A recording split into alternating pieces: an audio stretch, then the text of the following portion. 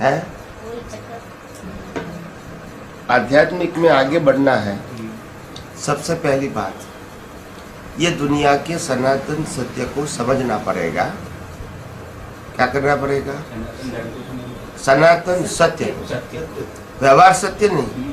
सनातन सत्य का मतलब कभी परिवर्तन होता उसको समझना पड़ेगा। और वो ऐसा नहीं है कि 1-2 घंटे में समझ में आ जाएगा। हमको ग्रेजुएट बनना है तो भी 15 साल पढ़ना पड़ता है, हाँ या ना? हाँ। इसके बाद भी नौकरी मिलने की गारंटी नहीं है। बोलते नहीं है। हाँ कि ना तो बोलो। 15 साल पढ़ने के बाद भी गारंटी है? नहीं। तो बात यह है कि हमको भी अगर इस दुनिया का, अगर आध्यात्म के मार्ग में आगे बढ़ना है तो सनातन सत्य को समझना पड़ेगा, बार बार समझना पड़ेगा, हमारे जीवन में उसको आत्मसात करना पड़ेगा। सिर्फ मुंह से बोलने की जरूरत नहीं है, दृष्टि में पक्का करने की जरूरत है।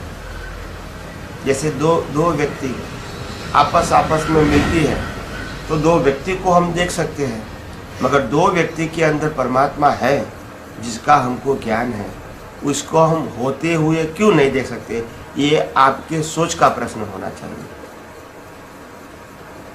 बताया मैंने कहा? हाँ। ये 2 व्यक्ति आपको दिखती है, ठीक है, अच्छी बात है, मगर 2 व्यक्ति के अंदर आत्मा है, वो हमारे पास ज्ञान है, तो वो क्यों नहीं उपयोग करते उस समय? किसने मना किया? बोलिए, किसने मना किया उस समय? व्यक्ति को व्यक्ति के रूप में देखा और व्यक्ति के अंदर आत्मा है, वो ज्ञान भी आपके पास है, उपयोग क्यों नहीं करते हैं?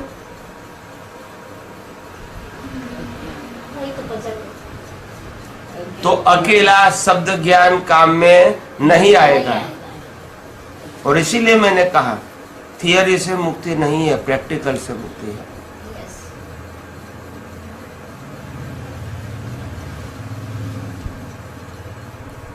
पूरा किताबें कंठस्थ कर दोगे फिर भी ज्ञान समझ में है तो बात समझनी पड़ेगी। जीवन में जो कुछ भी जानते हैं, मानते हैं, सुना है, समझा है, इसको प्रैक्टिकल लाइफ में उपयोग करने का प्रयास तो करो। प्रयास नहीं करते। कोई व्यक्ति ने हमारा अपमान कर दिया तो हम ये कहेंगे कि भी मेरे कर्म का उदय है, उसके साथ संभाव रखो। इसके पीछे साइंस समझने की तो कोशिश करो। ये तुम्हारी बुद्धि ये बात बार बार विदाउट बेस एक्सेप्ट नहीं करेगी, एक्सेप्ट नहीं करेगी। इसके पीछे उसको साइंटिफिक प्रोसेस बतानी पड़ेगी कि कैसे ये हुआ, तभी आपका अहंकार और बुद्धि एक्सेप्ट करेगी। इसको प्रोसेस चाहिए। क्या चाहिए? प्रोसेस चाहिए। आज बच्चा क्या पूछता है फादर मदर को, क्या आप आरती क्यों करते हैं? तो फादर मदर क्या बोलेंगे? बोलो ये प्रश्न नहीं होना चाहिए, मेरे पिताजी करते थे, गुरु ने बताया है, इसीलिए हम करते हैं। ये आंसर है? ये आंसर है? तो बच्चा एक्सेप्ट करेगा? यही हम करते हैं, गुरु जी ने कहा इसलिए हम करते हैं। आपने कोई प्रोसेस किया इसको स्वीकार करने के लिए? नहीं किया, और ब्लाइंडली आपने एक्सेप्ट कर लिया, फॉलो भी करते हैं। कोई प्रश्न करेंगे तो आपका उत्तर नहीं है तो क्या कहेगा? ये तो मैकेनिकल है, बिना सोचे समझे काम करता है। ये मशीन करता है, मशीन को सोचने की जरूरत है। एक प्रोग्राम, ये पंखा को ऑन कर दिया, चलता रहेगा कि नहीं चलता रहेगा? उसको सोचने की जरूरत है? ऐसे ये भी मशीन है, इसको काम दे दिया वो करता रहेगा। मतलब क्या है? जागृति कहाँ है आपकी? यही बातें होती है। और जागृति नहीं होती है तो कोई वैल्यू ही नहीं है। हर बात के अंदर प्रोसेस होना चाहिए।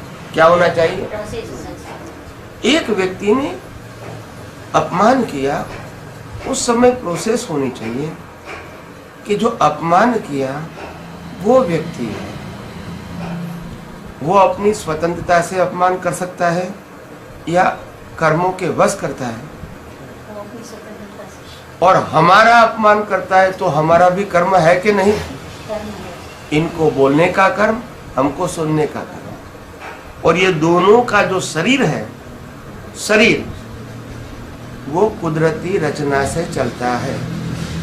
किसकी रचना से? कुदरती रचना से। दोनों का शरीर। और दोनों के अंदर जो आत्मा है वो शरीर से कैसा है? अलग। उन्होंने तो कुछ किया नहीं है, न किसी का अपमान किया है और न किसी का अपमान सुना है आत्मा ने। तो आत्मा तो पहले भी कैसा था और बाद में भी कैसा है? वो तो शुद्ध है और शुद्ध रहेगा, जो हम खुद है। और शरीर जो है वो तो कर्मों की भुगतान का साधन है, तो इसको तो कर्म की भुगतान आएगी। या किसी को गाली देने का कर्म होगा या तो गाली सुनने का कर्म होगा, मगर ये तो कर्मों की भुगतान का साधन है ही। इसलिए इसको सुख दुख आएगा या नहीं वो प्रश्न नहीं है, और वो हमारे हाथ में भी नहीं है। तो इसके बारे में ज्यादा सोचने से फायदा क्या है? कुदरत कहते हैं हम तो कोई भी इंसान को श्वास लेने की भी स्वतंत्र शक्ति नहीं दिया है। सही है गलत है? सही है। सही है गलत है? जब आपके पास श्वास लेने की भी स्वतंत्र शक्ति नहीं है, कोई कहता है मैं श्वास लेता हूं, मैंने कहा रात को सोने के बाद कौन लेता है? तो बोला वो तो मालूम नहीं। तो रात को अलग है, दिन को अलग है, बोलते नहीं है। यही भ्रांति का ज्ञान लोगों को चलता है दिमाग में, राइट। सोचते ही नहीं है। फिर कहता है हमको आगे बढ़ना है। ये दुनिया जो भ्रांति चलती है उससे ऊपर कोई सोच ही नहीं है हमारी। अगर हम खुद श्वास लेते होंगे अपनी मर्जी से, तो अटेंशन देना पड़ेगा कि नहीं देना पड़ेगा? तो हम श्वास लेते तो अटेंशन देते हैं कि अपने आप चलता है। देखो, श्वास लेने की स्वतंत्र शक्ति भी कुदरत ने नहीं है। तो जिस श्वास के आधार से ये मन वचन काया चलता है, जिस श्वास के आधार से, यस और नो? यस। अगर श्वास बंद हो गया तो मन चलेगा? नहीं चलेगा। बोल सकते हैं? नहीं। क्रिया कर सकते हैं? नहीं। तो जब श्वास लेने की स्वतंत्र शक्ति नहीं दिया कुदरत ने, तो जिस श्वास के आधार से ये मन वचन काया चलता है, क्या उसमें हमारी फ्रीडम हो सकती है? नहीं। और फिर भी क्या मानते हैं? मैं सोचता हूँ, मैं बोलता हूँ, मैं करता हूँ, उन्होंने बोला, उन्होंने किया। फिर कहता है मेरे को तो आगे बढ़ना है। जब तुम्हारी दृष्टि ही अज्ञान से भरी पड़ी है, राइट। किससे भरी पड़ी है? अज्ञान से। फिर कहता है मेरे को आगे बढ़ना है। कैसे बढ़ोगे? नहीं, सोचते नहीं है। मैं बाह्य जीवन की बात नहीं करता हूँ, मैं इसकी बात करता हूँ कि कोई बातों को सोचो तो सही। सोचने में कोई मना है? नहीं। कोई रिस्ट्रिक्शन है? नहीं। मगर सोचते नहीं है। बोला हमको ज्ञान मिल गया, वो तुम्हारा अनुभव का है कि रेडीमेड है? रेडीमेड। रेडीमेड कपड़ा कितना दिन चलेगा? थोड़े दिन। बिना सोचे समझे आप परिपक्व हो सकते हैं? नहीं। किसी का दिया हुआ हमारे लिए परमानेंट हो सकता है? नहीं। Anything is in this world, इस दुनिया में जो कुछ भी पाते हैं हम, इसमें से कोई भी चीज क्या परमानेंट हो सकती है? नहीं। माँ ने जन्म दिया है तो जीवन भी परमानेंट नहीं है, है? नहीं। तो किसी ने दिया हुआ ज्ञान कैसे परमानेंट हो सकता है? उनको देना हमको लेना एक संजोग है, एक कर्म है।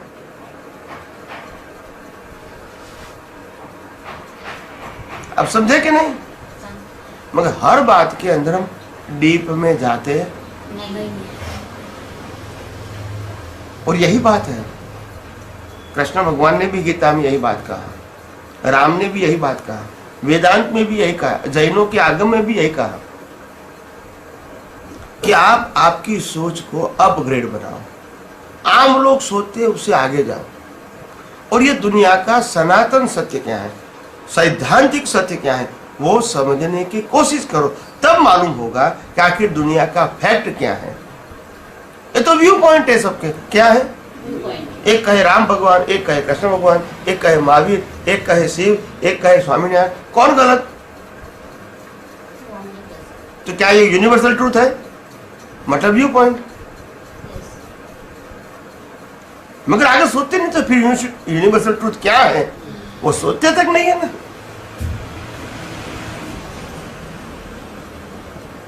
फिर उनकी दृष्टि वही रहेगी व्यू पॉइंट वाली। इससे प्रगति संभव। तो हमारी दृष्टि को ये विज्ञान के माध्यम से, सनातन सत्य के माध्यम से परिपक्व बनाओ। विज्ञान ये नहीं कहता है, आध्यात्म विज्ञान, कि मैंने जो बात कही वो आप स्वीकारो। पहले सोचो तो सही, फिर आपको लगे कि ये बात मेरे लिए अच्छी है तो इसको फॉलो करो। ब्लाइंडली नहीं। क्या बताया?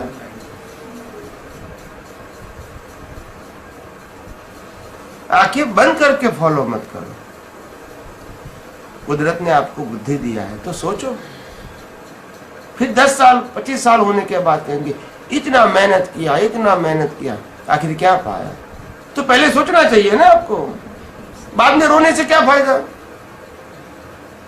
बोलते नहीं है। कोई व्यक्ति मेरी निंदा कर रहा है, किन बातों पर ध्यान रखना है? कोई व्यक्ति आपकी निंदा, बैठा है, 4 आदमी आए मेरे पास और वो कहते हैं भाई जब गपशप करने बैठे तो किसी की निंदा ही होती है या कोई वही बात होती है, तो उस वक्त उस आदमी को किस चीज़ की जागृति रखनी चाहिए?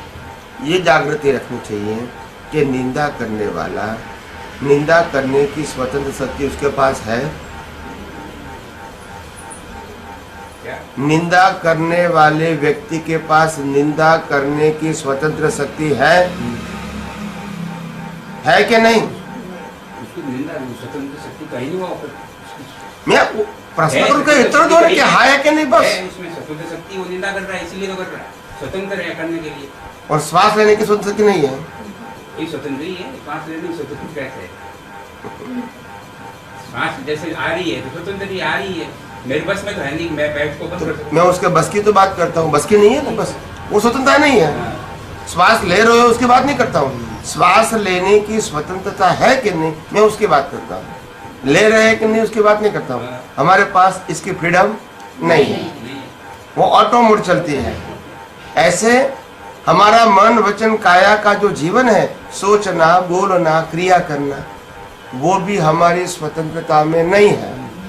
न राम की स्वतंत्रता में था, न कृष्ण की स्वतंत्रता में था, न महावीर की स्वतंत्रता में था, न हमारे किसी के स्वतंत्रता में नहीं है। बराबर है? तो पहले आपको ये समझना पड़ेगा कि निंदा करने वाले व्यक्ति को बोलने की स्वतंत्रता नहीं है। पहला आपको ये समझना पड़ेगा, उसके बाद आगे गाड़ी चलेगी। वो कैसे समझूं कि ये बैठे हैं, ये मेरी निंदा कर रहे हैं, तो मैं कैसे समझूं कि ये स्वतंत्र है? वही तो मैं कहता हूँ आपको, वही तो मैं समझना चाहता हूँ। और वही तो मैंने समझाने की कोशिश किया कि जब श्वास लेने की स्वतंत्रता नहीं है तो निंदा करने की स्वतंत्रता कहाँ से लाएगा? तो कर रहा है ना वो स्वतंत्रता कहाँ से लाएगा? तो ये कर रहा है, मुझे किस चीज की ध्यान रखना है कि ये कर रहा है, तो मुझे किन चीजों का ध्यान रखना चाहिए? मैं वही तो कहता हूँ कि आप इसको मानते हैं कि वो कर रहा है, वही आपकी अज्ञानता है और वो मिटाना पड़ेगा। तो कैसे ज्ञान का? मैं अब ये तो कह रहा हूँ, 4 आदमी बैठ रहे हैं, वो कह रहे हैं भाई आओ बेटा उस आदमी ने ऐसा किया, उस आदमी ने ऐसा किया, तो मुझे क्या बात में ध्यान रखनी चाहिए? तो उसको ये पूछूं कि ये बात सत्य है? हमको इसकी बात की सत्यता है तेरे पास? आपकी जैसे मैंने कोई आपकी आलोचना की मेरे पास कि वो आदमी ऐसे है वैसे है, तो मैं उस आदमी को क्या पूछूं कि ये सत्य है जो तू कह रहा है? वो पूछने की जरूरत कहाँ है हमको? नहीं तो फिर सोचना क्या है?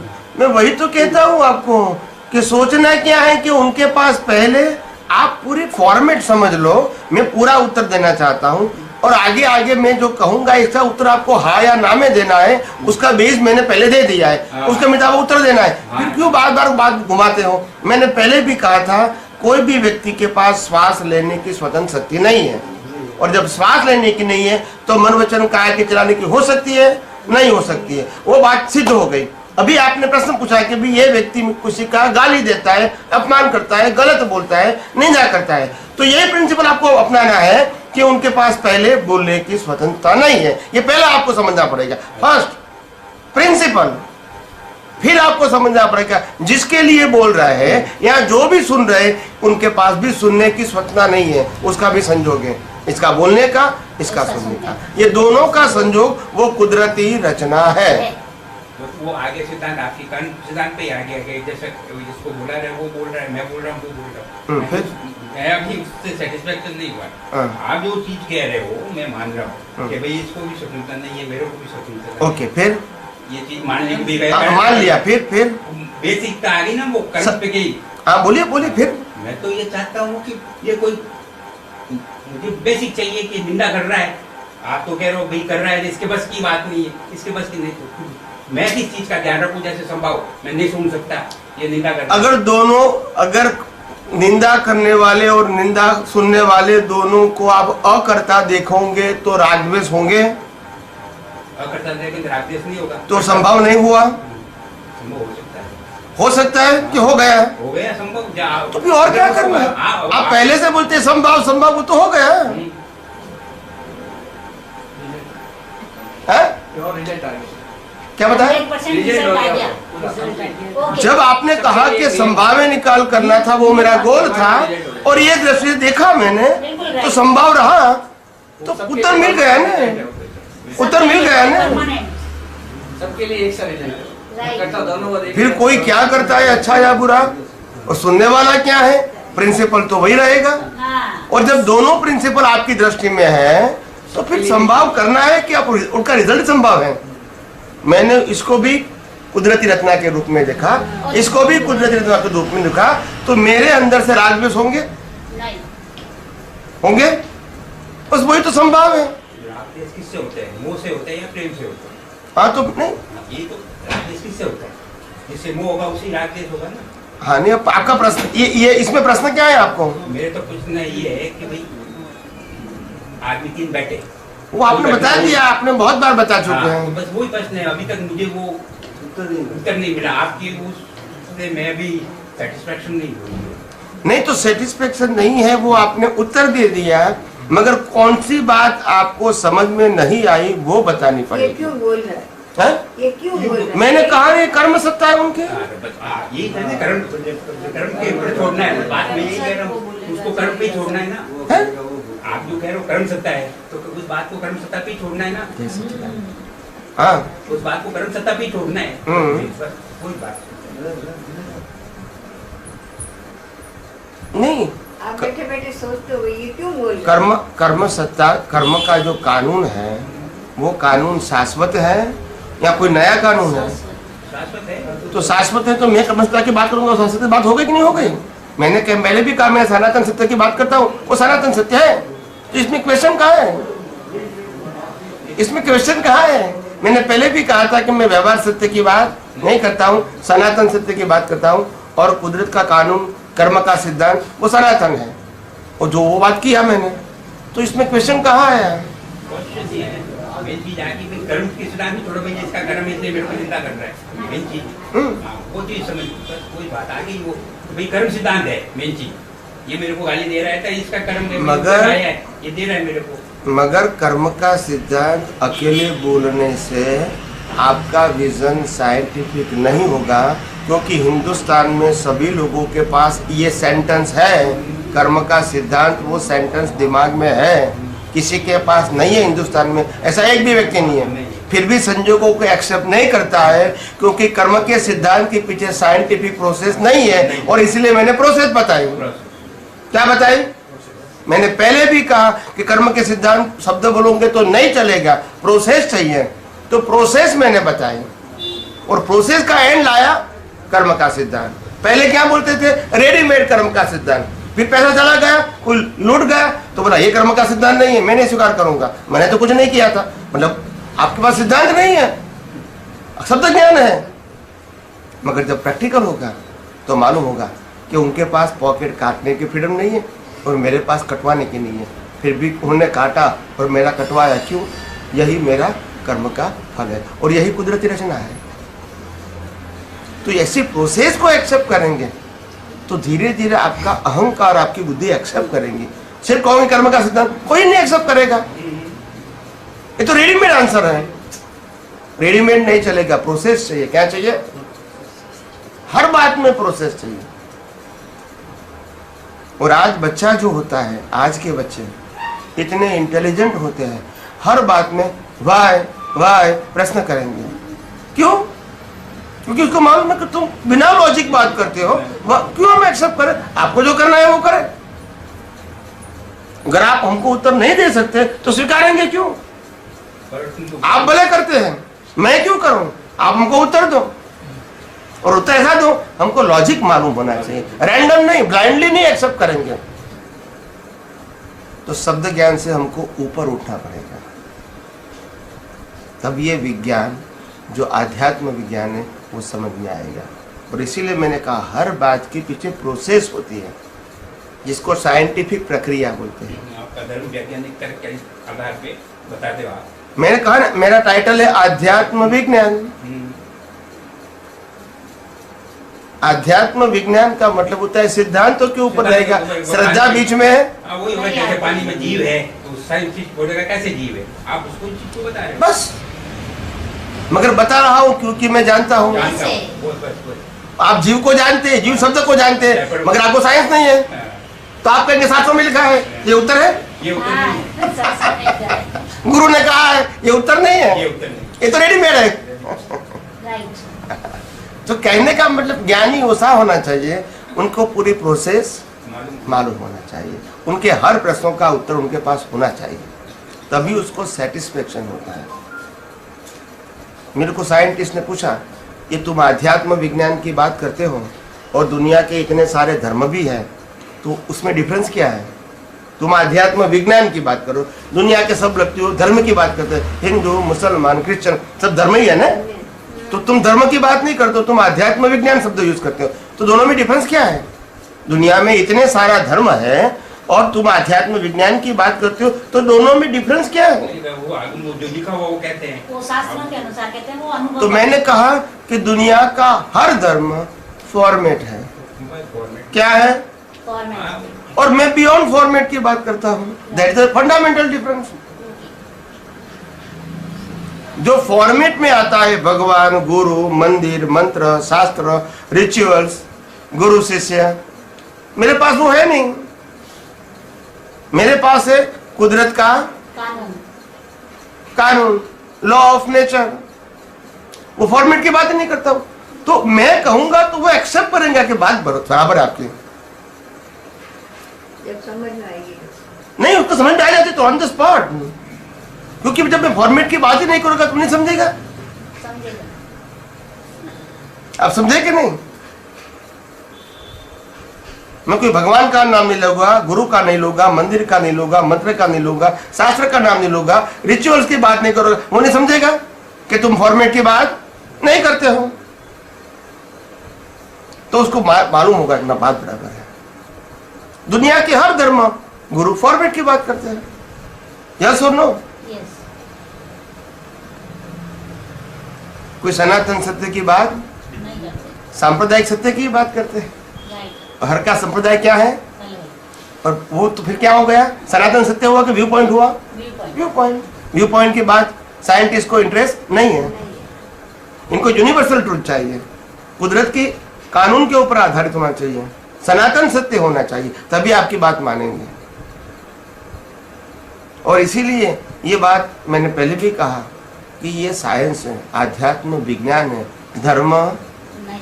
और तुम धर्म की सोच लेके आए हो और इसीलिए बार बार कंफ्यूज हो जाते हो, क्योंकि आपके मन में जो धर्म की जो सोच है वो सेट हो गई है, माइंड सेट, कि इसको ही भगवान मानना। यस, आपके पॉइंट ऑफ व्यू से जो यूनिवर्सल ट्रूथ है, शाश्वत सत्य या सनातन